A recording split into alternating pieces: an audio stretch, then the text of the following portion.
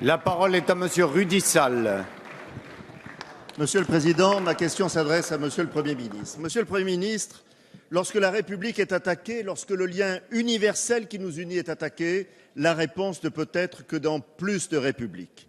Car la voix de ceux qui prêchent la haine, cette haine qui mène au fanatisme, ne peut avoir d'écho que lorsque la République ne crie pas haut et fort son attachement à ses valeurs, que lorsqu'elle reste muette face au repli sur soi, aux amalgames, au communautarisme et à l'antisémitisme. Ces derniers jours, nous avons tous et toutes été choqués d'apprendre que des enfants dans nos écoles avaient refusé de s'incliner devant la mémoire des défunts. La démission serait la pire des faillites. Il est aujourd'hui vital que la République affirme ses valeurs avec humanité, autorité et tolérance. L'école, pierre angulaire de la République, doit être de nouveau au cœur du projet républicain.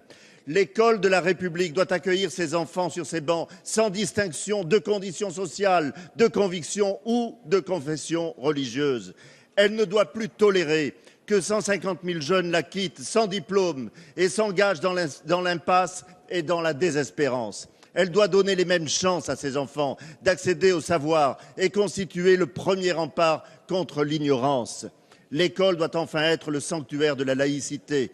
Une laïcité que nous devons défendre sans état d'âme face aux menaces qui la guettent, mais une laïcité de bienveillance, de réconciliation et non pas une laïcité de défiance ou de rejet de l'autre. Une laïcité qui soit à la fois un poing serré et une main tendue.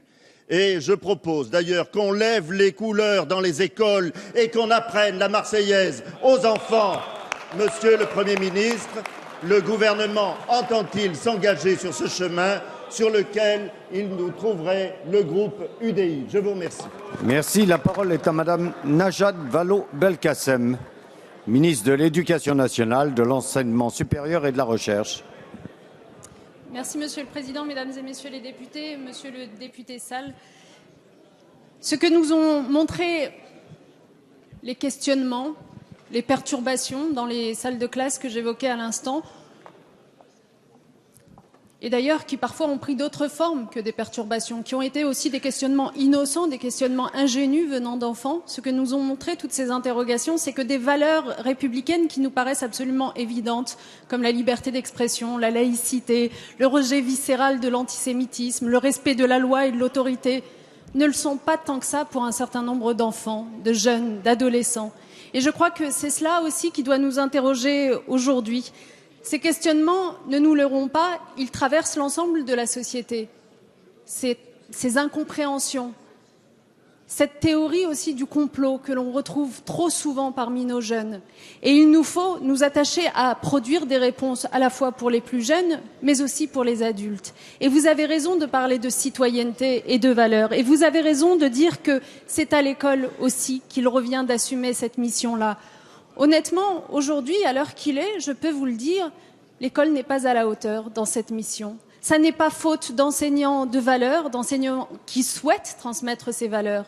Mais nous avons besoin de nous réunir, de nous mobiliser, de provoquer ce sursaut pour répondre enfin à la hauteur des enjeux. Et pour répondre, c'est vrai, la laïcité sera le préalable indispensable. La laïcité à la fois pour apprendre à nos jeunes à vivre ensemble, mais aussi pour se construire un esprit critique, une liberté de conscience, une liberté de jugement, l'art du débat contradictoire qui leur permettra ensuite de faire le tri entre ce qui relève de l'information et ce qui relève de la rumeur. Et c'est pour cela, Monsieur le député, que nous accordons tant d'importance à introduire un enseignement moral civique à l'école, à former nos enseignants davantage, à leur donner davantage de ressources et d'outils pour les accompagner dans cette pédagogie. Nous le répéterons au recteur que nous réunirons avec les préfets dans quelques jours avec le Premier ministre. Merci.